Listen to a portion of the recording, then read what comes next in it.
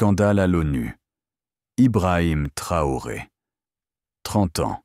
Défie le monde entier avec une simple lettre. Je ne demande rien. J'exige. Pourquoi le jeune président du Burkina Faso provoque-t-il ainsi les grandes puissances? Découvrez l'histoire explosive d'un homme prêt à tout pour briser les chaînes du silence. Ce matin-là, une lettre inhabituelle arriva au siège des Nations Unies à New York. Personne ne l'attendait. Pas de demande d'aide. Pas de requête diplomatique. Juste quelques mots incisifs imprimés au sommet. Je ne demande rien. J'exige. C'était la voix d'un jeune président africain, Ibrahim Traoré. 30 ans à peine, à la tête du Burkina Faso. Son regard déterminé, sa réputation d'officier courageux. Tout chez lui brisait le cliché habituel d'un chef d'État africain quémandant du soutien. Le secrétaire général resta perplexe devant ce message direct, tranchant comme une lame. Mais déjà, partout dans le monde, cette phrase résonnait sur les écrans, captant les regards, réveillant les consciences, sans le vouloir explicitement. Traoré venait d'ouvrir une porte que personne, jusqu'à ce jour, n'avait osé franchir. Ce n'était pas une lettre ordinaire, c'était une déclaration, un cri de vérité prêt à bouleverser l'ordre établi, à peine diffusé. La lettre fit l'effet d'une bombe dans les couloirs silencieux de l'ONU. En quelques heures, Ibrahim Traoré devint l'homme dont tout le monde parlait, mais que personne ne comprenait vraiment. Les grands médias internationaux hésitèrent d'abord. Fallait-il saluer le courage ou condamner l'insolence? Rapidement, deux camps distincts émergèrent. Les uns le qualifièrent de provocateur irresponsable, mettant en péril les relations internationales délicates. Les autres, surtout parmi la jeunesse africaine, virent en lui le symbole longtemps attendu d'un continent refusant enfin de courber l'échine. Ibrahim Traoré n'avait pourtant pas cherché à devenir une icône. Il n'avait fait qu'exprimer haut et fort ce que beaucoup murmuraient discrètement. Derrière son apparente froideur militaire brûlait une conviction profonde: la dignité ne se négocie pas. Les réseaux sociaux s'enflammèrent. Partout, les hashtags fleurirent. Justice, pas charité. Lettre de Traoré. Les débats animés sur Twitter. Les vidéos TikTok passionnées. Tous témoignaient d'une chose: cette lettre dépassait déjà son auteur. Au cœur de Ouagadougou, la capitale du Burkina Faso, un silence étrange régnait. Les habitants se regroupaient devant les écrans. Fascinés, ils découvraient soudain en leur président non plus seulement un dirigeant politique, mais une voix, une figure d'espoir dont ils ignoraient jusqu'ici la force. Ibrahim Traoré venait de changer les règles du jeu, sans armes, sans violence, simplement avec quelques mots précis et acérés, comme une vérité impossible à ignorer désormais. Loin des couloirs de l'ONU, à des milliers de kilomètres de New York, la réalité quotidienne du Burkina Faso racontait une toute autre histoire. Dans les rues poussiéreuses de Ouagadougou, le contraste était saisissant. Ici, les ressources naturelles abondaient, mais le quotidien demeurait brutalement dépourvu. Les enfants marchaient pieds nus sur des routes défoncées, passant devant des affiches annonçant fièrement les milliards de dollars extraits chaque année du sol burkinabé. Ironie cruelle, ce même sol, si riche en or et en uranium, ne permettait pourtant pas à ses habitants d'accéder à une simple ampoule électrique, à l'extérieur d'une école primaire, sous un soleil implacable. Plusieurs élèves récitèrent leurs leçons à voix haute. Le bâtiment n'avait ni fenêtre ni porte, juste un toit métallique brûlant sous lequel la chaleur étouffait les rêves des jeunes burkinabés. À quelques kilomètres seulement, des mines modernes exploitées par des sociétés étrangères fonctionnaient jour et nuit, alimentées par l'électricité et l'eau potable auxquelles les habitants n'avaient pas accès. Le paradoxe était glaçant. Le monde entier bénéficiait de ces précieuses ressources africaines, or pour la joaillerie européenne, uranium pour éclairer les villes d'Occident. Pourtant, ceux à qui ces richesses appartenaient, légitimement, restait plongé dans le noir. Condamné à l'oubli. Ibrahim Traoré connaissait bien ce paradoxe. Il avait grandi au milieu de cette injustice.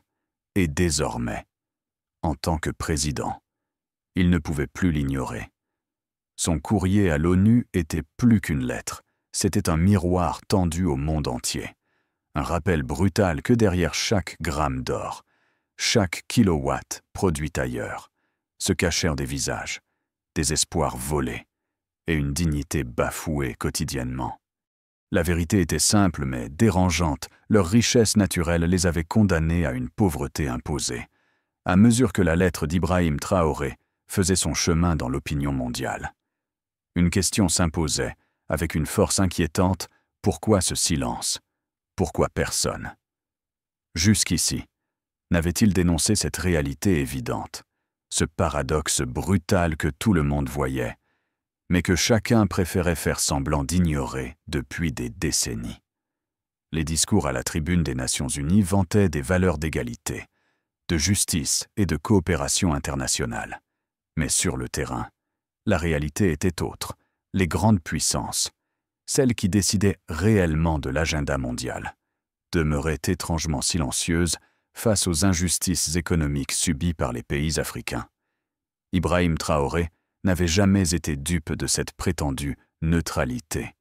À ses yeux, ignorer l'injustice, c'était choisir un camp, et rester silencieux face à la détresse de millions de personnes. C'était clairement être complice de cette oppression silencieuse, quotidienne, invisible mais bien réelle. En Afrique, chacun savait depuis longtemps que la neutralité affichée des grands pays et des organisations internationales masquait souvent une acceptation tacite de cette exploitation. On fermait les yeux sur les contrats abusifs, sur les accords qui profitaient aux multinationales et aux gouvernements étrangers, laissant les populations locales dépossédées, sans voix, sans avenir. À Ouagadougou, une foule silencieuse suivait anxieusement les réactions internationales à la lettre du président Traoré. Ce silence gêné traduisait parfaitement le malaise de ceux qui comprenaient soudain leur propre complicité passive, de ceux qui réalisent soudain que leur hypocrisie vient d'être exposée au grand jour, sur les réseaux sociaux.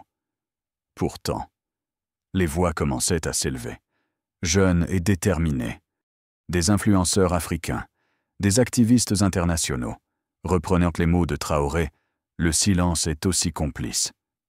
Ces quelques mots, simples et directs, devinrent rapidement une bannière virtuelle, une phrase qui résonnait au-delà des frontières du Burkina Faso. Pour Ibrahim Traoré, cette prise de conscience mondiale était une victoire morale importante. Il savait que le combat n'était pas terminé, mais, au moins, désormais, plus personne ne pouvait prétendre ignorer ce qui se passait sous ses yeux. Dans la salle sombre de son bureau présidentiel, éclairée seulement par la faible lumière d'un ordinateur portable, Traoré contempla un instant l'écran où s'affichaient les réactions mondiales. Pour la première fois, le monde écoutait, car pour la première fois, quelqu'un avait eu le courage de briser le silence.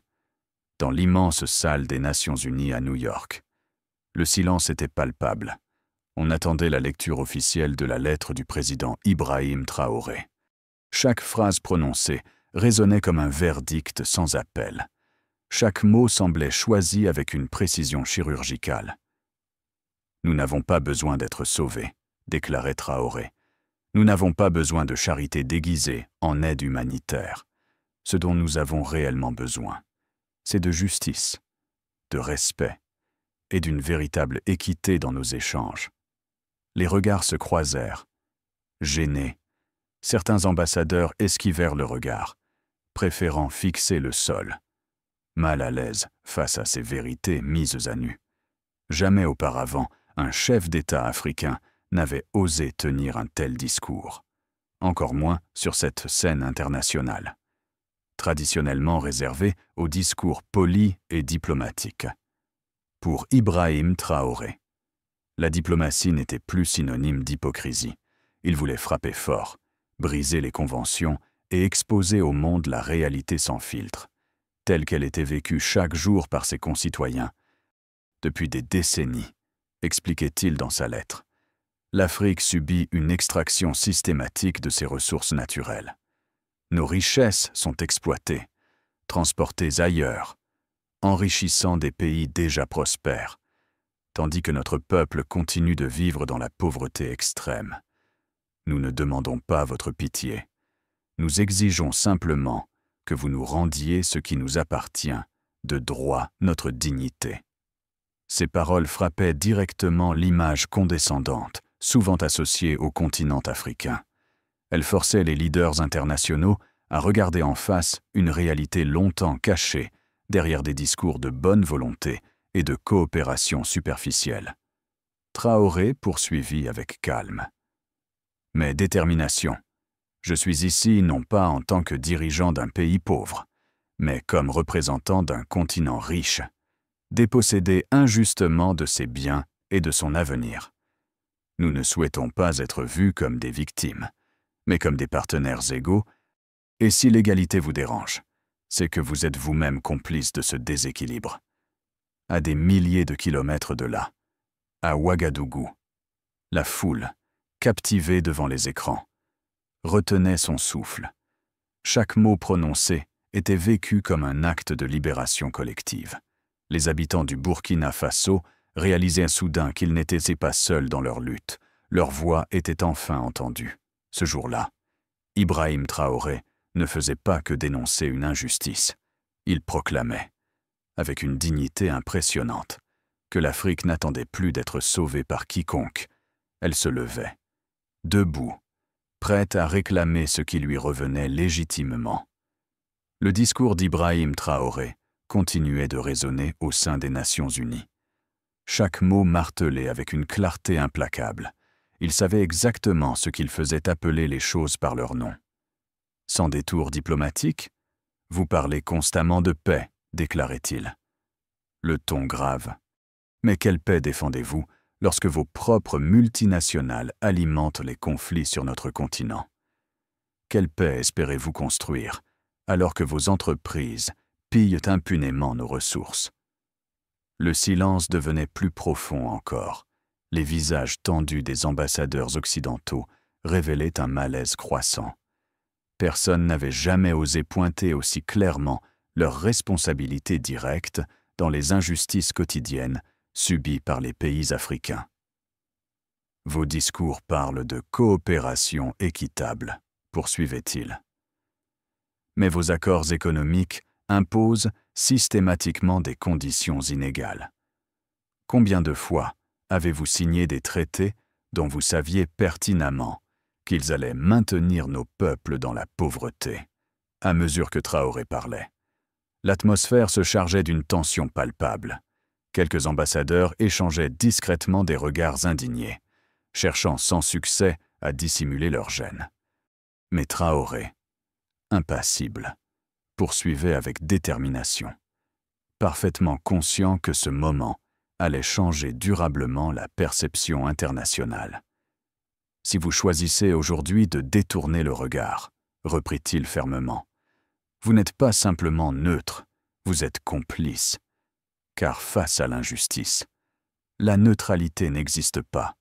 Soit vous défendez la vérité, soit vous êtes contre elle. » Ces paroles résonnèrent puissamment, mettant chaque représentant face à sa propre conscience. Pour la première fois, les discours habituels remplis de belles promesses semblaient totalement dépassés. Ici, devant tous, Traoré avait osé dire haut et fort ce que beaucoup pensaient tout bas. À Ouagadougou, dans les rues bondées, l'émotion était à son comble. Chaque phrase prononcée par leur président était accueillie comme un acte courageux, un geste historique. Partout sur le continent africain, cette prise de parole devenait un symbole d'éveil collectif, un rappel que la dignité pouvait être reconquise par des mots justes et courageux.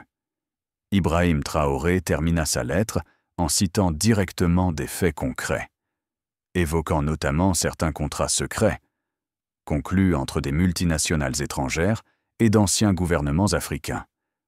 Contrat qui ne laissait aux populations locales qu'une infime part des bénéfices. Cette révélation fit l'effet d'une véritable onde de choc dans l'Assemblée. Désormais, il n'était plus question d'ignorer ou de feindre l'ignorance.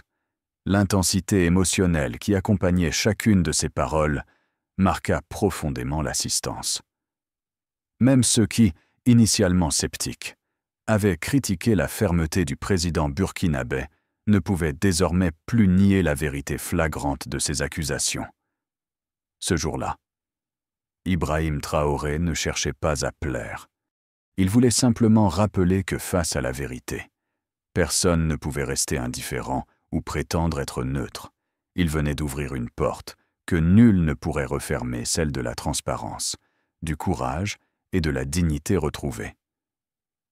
La lettre d'Ibrahim Traoré approchait de sa conclusion. Ses derniers mots étaient choisis avec soin, précis et sans appel, après avoir dénoncé les injustices flagrantes. Il exposait désormais clairement sa vision d'un avenir différent. Un avenir où l'Afrique serait enfin maîtresse de son destin. « Nous n'avons jamais demandé qu'on nous guide par la main », écrivit-il calmement, « mais seulement qu'on nous laisse marcher par nous-mêmes. Notre continent n'est pas un enfant à éduquer, mais un partenaire adulte qui exige d'être reconnu comme tel. » Cette phrase simple, mais puissante, résonna avec une force particulière dans l'Assemblée silencieuse des Nations Unies. Elle représentait bien plus qu'une simple déclaration politique, c'était une déclaration d'indépendance morale. Traoré mettait définitivement fin à l'image paternaliste que l'Occident entretenait à l'égard de l'Afrique depuis si longtemps. Partout, cette affirmation provoqua une onde d'émotions sincères, un mélange d'espoir et de fierté chez ceux qui attendaient depuis longtemps un tel discours. Dans les cafés d'Abidjan, les universités de Dakar et les rues de Kinshasa, les mots du jeune président burkinabé étaient relayés, répétés comme un mantra, à Ouagadougou. Les gens se regardaient les uns les autres avec une émotion nouvelle enfin. Quelqu'un osait rappeler au monde leur dignité naturelle, leur capacité à être acteurs et non victimes passives. La lettre se concluait simplement, sans dramatisation excessive. Ibrahim Traoré n'appelait pas à une révolution violente ou à une rupture brutale. Il demandait juste, avec fermeté, une chose: la liberté authentique pour l'Afrique d'avancer, sans tutelle, sans condescendance, juste avec la pleine mesure de sa propre voix. Ce jour-là, Ibrahim Traoré ne se contenta pas de dénoncer les injustices. Il proposa une vision claire, digne et puissante, d'une Afrique prête à écrire elle-même son propre destin. À peine les derniers mots d'Ibrahim Traoré avaient-ils été prononcés aux Nations Unies que la lettre faisait déjà le tour du globe. La réaction fut instantanée. Sur Twitter, TikTok, Instagram, chaque mot de la déclaration du jeune président burkinabé était partagé, commenté, analysé, les hashtags comme « All Justice Pass Charité ». Lettre de Traoré devenait viraux en quelques heures, dans les rues animées de Lagos, de Johannesburg ou encore d'Abidjan. De jeunes activistes reprenaient ces mots comme des slogans forts et porteurs d'espoir. Ce message, longtemps étouffé sous la diplomatie silencieuse, s'exprimait enfin à voix haute et claire, réveillant des consciences restées trop longtemps passives, même dans les universités occidentales. Les salles de classe se remplissaient de débats animés autour du courage inattendu de Traoré. Des professeurs d'histoire et de relations internationales s'emparèrent de l'occasion pour questionner ouvertement les injustices systémiques trop souvent négligées. À Ouagadougou, au cœur de la capitale burkinabé, une atmosphère d'excitation mêlée d'appréhension régnait. Les habitants suivaient chaque nouvelle à travers les réseaux sociaux.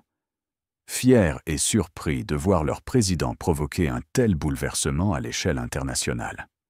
Les écrans géants installés dans les quartiers populaires diffusaient les réactions mondiales en temps réel, renforçant ce sentiment inédit de solidarité et d'unité. La lettre ne laissait désormais plus personne indifférent, si certains gouvernements restaient silencieux ou prudents.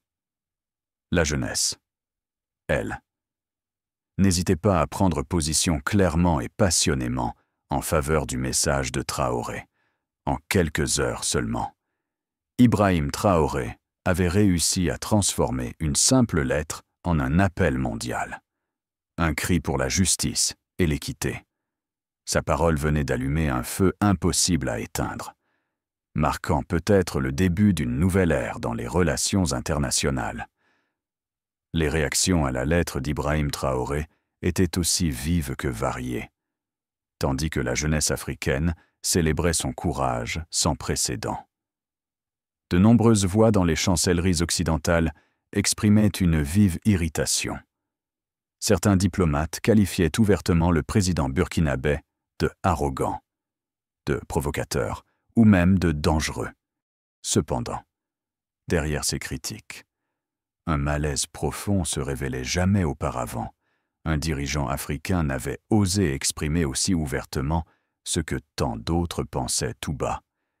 Jamais personne n'avait confronté ainsi, sans détour, les puissants de ce monde aux conséquences réelles de leurs actes, à Paris, Washington et Londres. Des commentateurs politiques influents dénonçaient cette lettre comme une attaque injustifiée contre les institutions internationales. On reprochait à Traoré de mettre en péril des décennies de coopération internationale.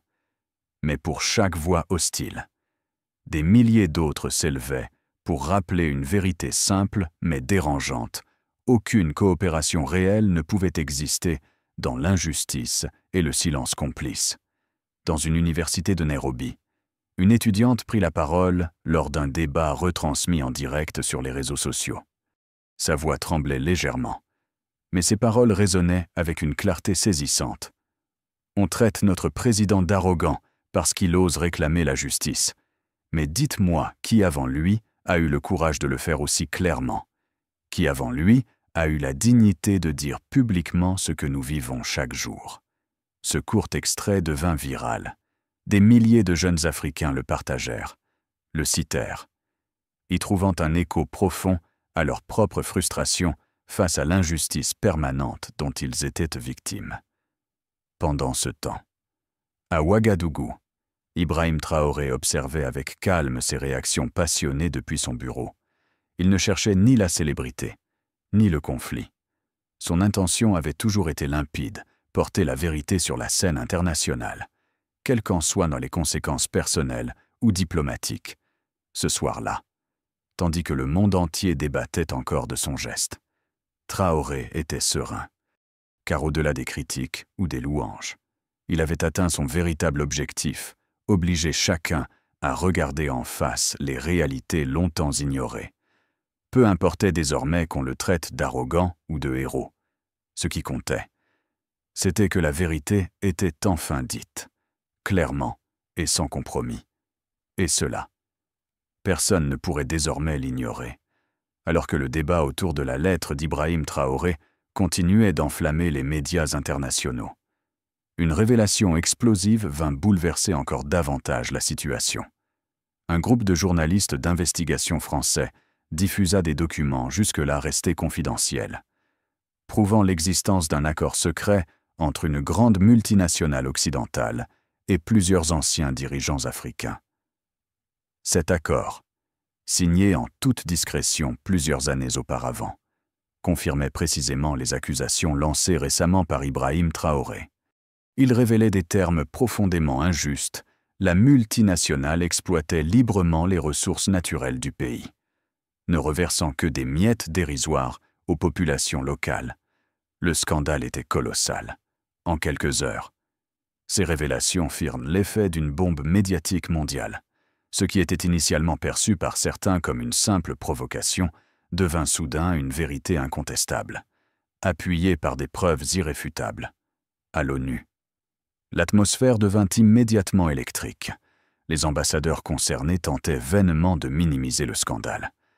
Mais la réalité était désormais trop évidente pour être ignorée. La lettre de Traoré venait d'acquérir une crédibilité absolue. il n'était plus question de simples accusations, mais d'une dénonciation fondée, documentée, implacable. Dans les rues de Ouagadougou, la foule, apprenant la nouvelle, laissa éclater sa joie et son soulagement. Leur président n'avait pas simplement été courageux, il avait eu raison. Désormais, personne ne pouvait nier la réalité de l'exploitation dont ils étaient victimes depuis si longtemps.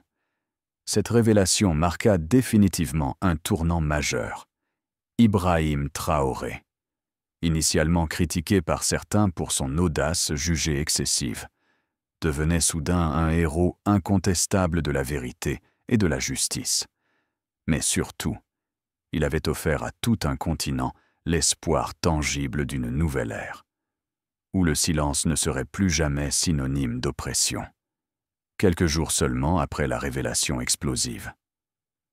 Dans les rues animées de Ouagadougou, un nouveau symbole apparut sur les murs défraîchis de la capitale burkinabé, une fresque immense, peinte à la hâte, mais avec une énergie vibrante, représentait désormais le visage déterminé du président Ibrahim Traoré. Sous son portrait, 3 phrases simples, mais fortes, étaient inscrites en lettres noires épaisses: « Rien à demander, rien à craindre, pas de recul ». Ces mots, inspirés directement de la lettre adressée aux Nations Unies, devenaient immédiatement un cri de ralliement populaire. Les habitants de la ville s'arrêtaient devant cette fresque, observaient en silence, parfois émus, parfois fiers. Ils se reconnaissaient pleinement dans ce message. Le temps de la peur et de la soumission semblait enfin révolu. Sur les réseaux sociaux, l'image de ce mur devint virale en quelques heures. Des jeunes partout en Afrique, du Sénégal à l'Afrique du Sud, la partageaient massivement. Elle représentait bien plus qu'un simple graffiti. C'était un témoignage vivant du changement en cours. Un acte concret qui donnait corps à des années de frustration silencieuse. Le visage serein d'Ibrahim Traoré, peint avec une simplicité presque symbolique, incarnait désormais non seulement un chef d'État, mais un idéal collectif, une vision partagée. Pour beaucoup, cette fresque était la preuve que les paroles prononcées devant l'ONU avaient définitivement changé la réalité sur le terrain, éveillant des consciences longtemps endormies. Les passants photographièrent le mur, commentaient, échangeaient entre eux. Personne ne savait exactement qui avait peint ce visage. Mais au fond, peu importait. Ce graffiti avait capturé l'esprit d'un moment historique et l'avait transformé en une réalité tangible, visible par tous.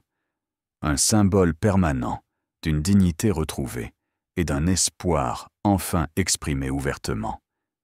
Quelques semaines après la diffusion mondiale de la lettre, dans une petite école primaire en périphérie de Ouagadougou, une scène particulièrement touchante se déroulait devant une classe attentive.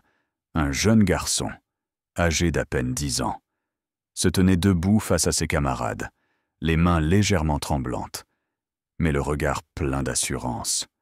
Il récita d'une voix claire et émouvante les derniers mots écrits par Ibrahim Traoré. « Nous ne réclamons aucun privilège. Nous demandons simplement le droit de vivre conformément à notre dignité humaine. » Ces paroles simples, prononcées par l'enfant avec sincérité et conviction, résonnaient profondément chez ses camarades. Dans leur regard brillait quelque chose de nouveau, un sentiment de fierté, une confiance retrouvée, une compréhension précoce que leur voix comptait désormais.